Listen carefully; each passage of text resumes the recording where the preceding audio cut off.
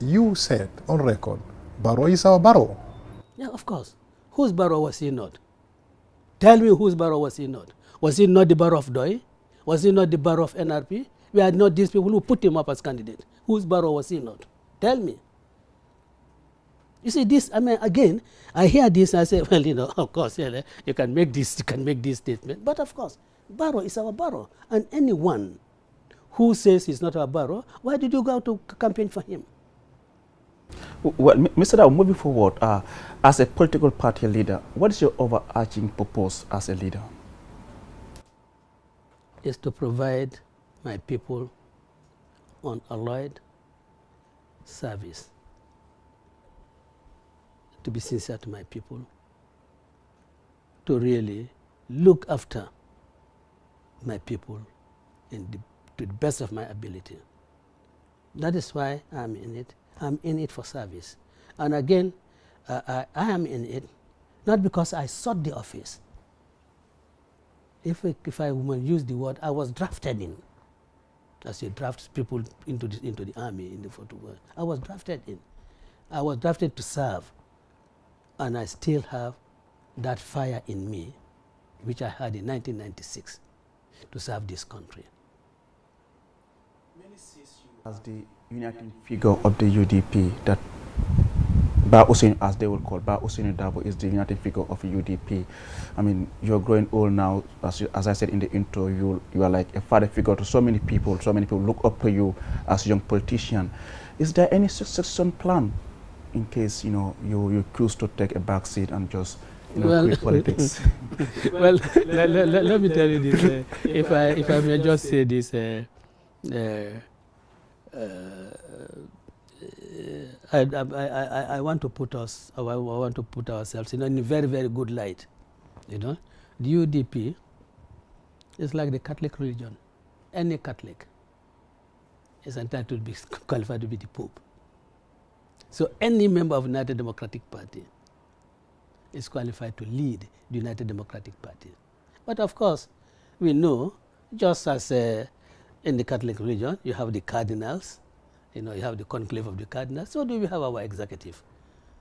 You know? I mean, the body leaders are amongst the executive. You know? We are not anointing, or I'm not anointing anyone as leader of the United Democratic Party, because it is party that anointed me as leader of the United Democratic Party. The members of the United Democratic Party have their eyes open. They see the potential leaders of the party, so that at the Congress in 2022, if I step down, one of those people from among the executive will be selected. Will you be stepping down in 2022? I say if I select, that's why I said. But would that be a thing? No, but if I said if, so that means uncertainty. You know, okay, that okay. means uncertainty. You know? So one of those in the executive will certainly be selected as leader of the party. And you know, I'm not the only, or I am not the person around him UDP revolves, because it's a unifier. Yes, I try as much as possible to unify. But look, if I was the person around whom UDP revolves, it would have been dead within the 8 months that I was incarcerated with 11 members of the executive. But the UDP survived because it is driven by ideas. It is driven by issues, and we all agree, and we are bound together by those ideas and issues. So it is not an individual. When you take Ousainou Darboe out, as it was done, the UDP continued. And it continued, played very effectively, played its role, its part in the struggle against Jammeh. So let us forget about Ousainou Darboe. I want the Gambian people to understand that it is not Ousainou Darboe, but it is the ideas, the principles on which the United Democratic Party is founded. If not, what we had gone through, the trauma, the physical and social trauma that we have gone through in the past 20 years, the party would definitely, have shattered. But no, we are bound together, by principles, and inshallah, those principles will continue to thrive, and in fact, they will even grow bigger. As you said, the party doesn't just evolve around Ousainou Darboe. But what do you look out for in people that you really want to have in your senior team, in the executive? What do you look out for? Integrity, honesty, humility, and of course, you must be patient and accommodating. Thank you, Aliu. Mr. Darboe, we are aware when it comes to politics, money is very important. Campaign finance. After 2017 National Assembly election, the EU Observer Mission report expressed concern over what it's called the absence of any meaningful regulation of campaign and political party finance. How does the UDP self-regulate to restrain from undue impact of money in electoral process? Well, fortunately, everything we do, we have it, I won't say televised, but we have it recorded on video. Just now, I was receiving a donation, that is the money there, a donation of $100,000. Was this from Gambians? Gambians in diaspora. They are sitting outside there. One of them you say you want to interview. Oh yeah. Gambians from abroad. Okay. No, not from any. And then we issue receipts. All right. Every single butu that comes in, that is donated, we issue receipts. Our Congress was funded by Gambians in diaspora and other well-meaning Gambians in this country. And in fact, we we set a bar high for holding of Congress. And after that Congress, you can see other parties also try to do the same thing. You mean you set the standard? Set the standard. Okay. And what was that standard? Well, that standard was, at least, the optic has to be super excellent. Okay. And but you didn't have the stadium, did you? Huh? You didn't have the stadium. Was that not the biggest standard? No. That was not a Congress.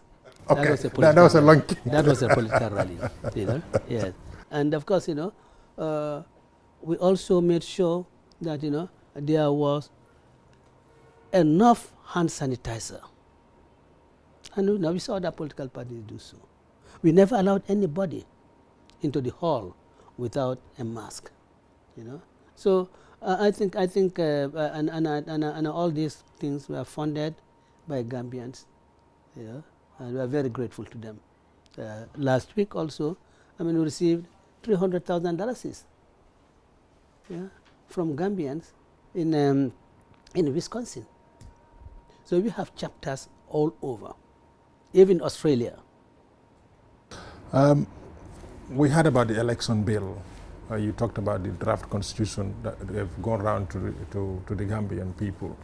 With the election bill too, similar. They've spoken to the people. What do you make of the election bill? Would it be passed in this election year or in this election cycle? The present election bill that have been validated? Well, I am not sure, even if it is passed, whether it can really apply to the presidential elections, because you have the ECOWAS rule that 6 months before any elections, you cannot change the electoral laws. You have that. So I am not sure whether, even if it is passed, it can really apply to the presidential elections. Already, the ordinary session of the National Assembly has come to an end. I have not heard of any plans to convene an extraordinary session of the National Assembly to deal with this bill. So the thinking is that it will go to the next ordinary session of the National Assembly for deliberations, and then of course, and that is too close to the presidential elections. It's a shame. Probably, this was probably one of the bills that a certificate of urgency would have been issued, so that it will build imagination for it to happen, because it talks about both the president's election and the National Assembly election being held the same day. No, that was the Constitution. Okay, sorry, that's the Constitution. Yeah. But on the very election bill, still on that, are you utterly disappointed? Because you've always talked about electoral reform. For us to see 5 years of this transitional government have not making any proper reform as far as electoral laws are concerned.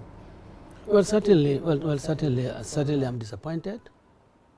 I'm certainly disappointed, and of course, you also have to understand one thing, that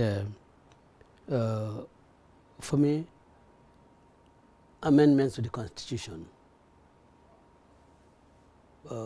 promulgation of electoral laws, for me, these are public laws.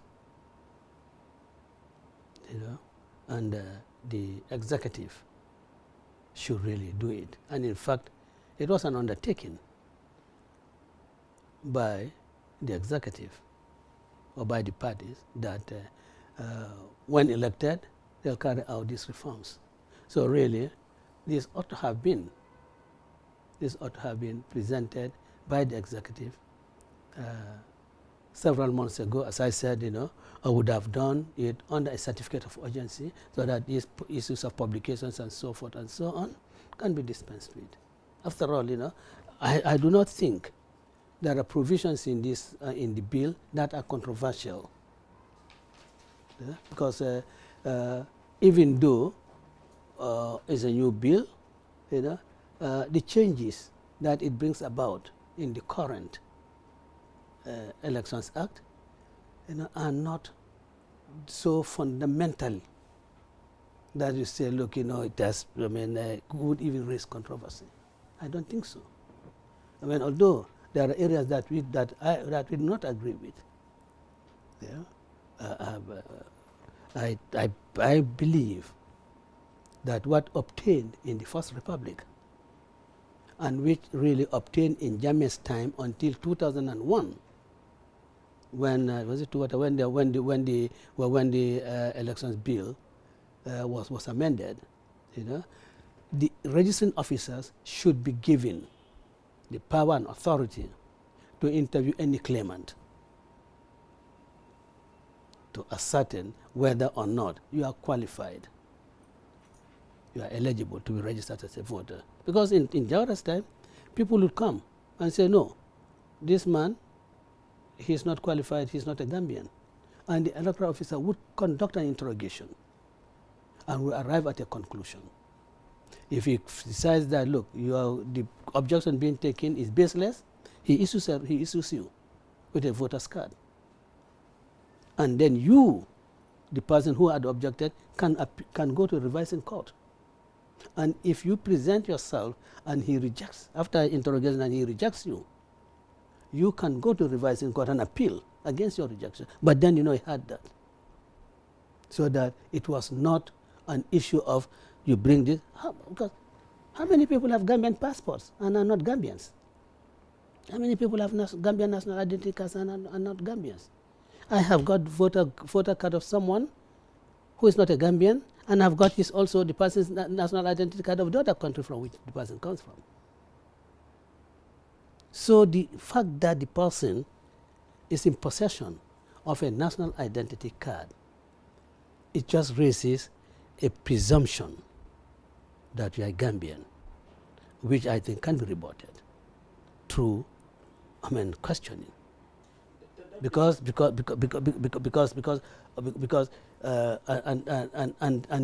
I do not think also that really you want to ask someone to prove. Let's take this example. Let's take this. The Honorable Speaker of the National Assembly, should she go to a registration officer and say, look, I'm a Gambian, produce a document